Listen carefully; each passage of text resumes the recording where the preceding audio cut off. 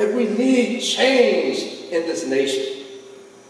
But in the context of discussion about what can we get from his example, he lived under certain conditions, certain political and social realities. What was his response and what is our response?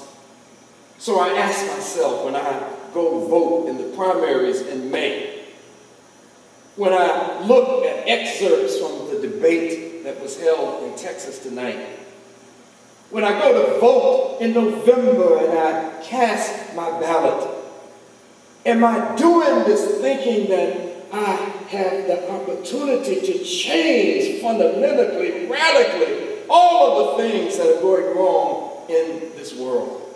Everything that is going wrong in the United States will be changed through my ballot.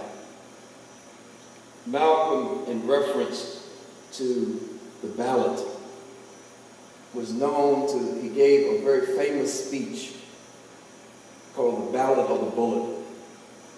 And one of the things in discussion about just electoral politics, Malcolm says that you can't just, and this was not in the speech, but it was in discussion about it, that when you have a target and you have a gun and you have bullets, you can't just take your bullets and throw in any direction. Or you can't just shoot at something and not have a target. In order for anything to work, you have to have a target. You have to have an agenda.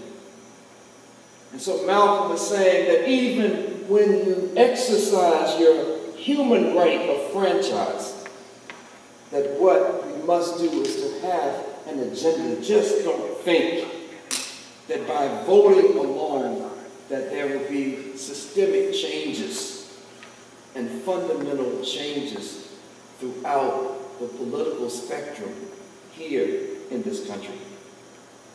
And so I want to end by reminding myself and reminding you that you and I need to know and to understand our history. I don't want to bust anybody's bubble, because you're in one of the most prestigious universities in the country.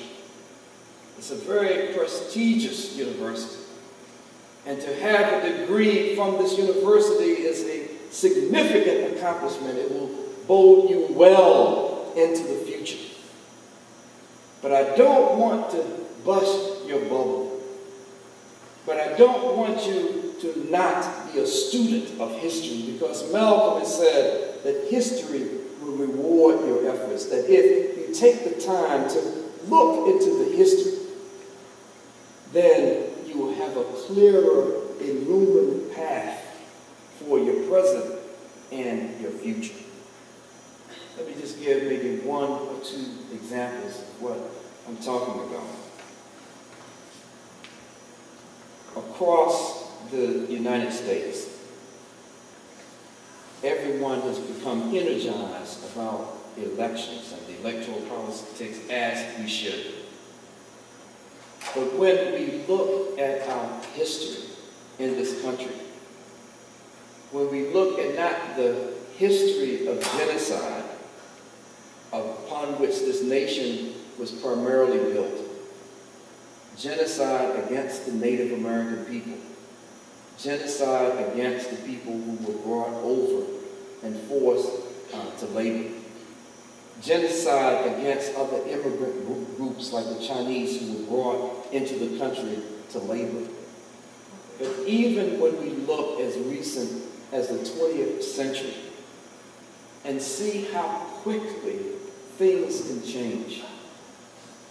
In 1941, on February the 19th of 1941, one of the most popular presidents of the United States signed an executive order. In February the 19th, 1941. This president held office longer than any other president in the history of the country. He stayed in so long, they had amendments to the Constitution to say that no president can ever hang around as long as Franklin Delano Roosevelt hung around as the president and hung in 1600 Pennsylvania Avenue.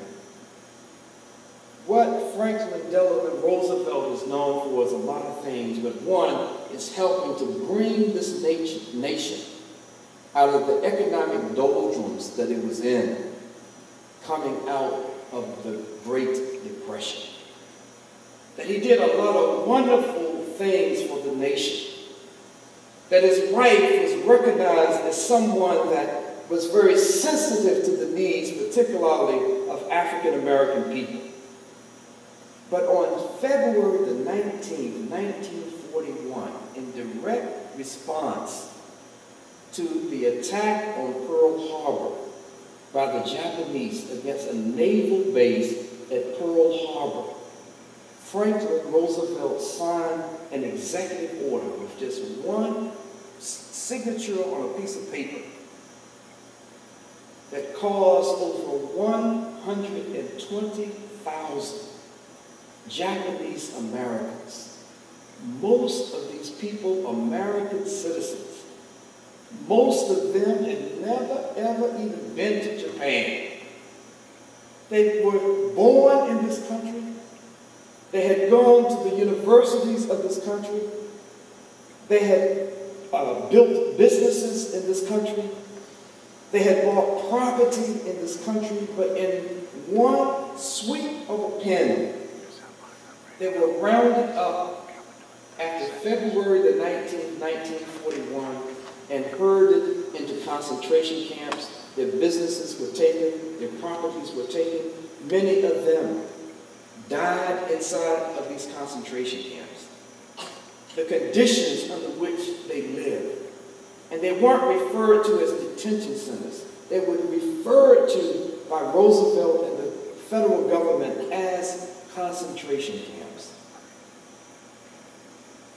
And so I just remind myself and remind you that what Malcolm helped us to understand, to not simply put, to use an overused adage, put all of your eggs into one basket.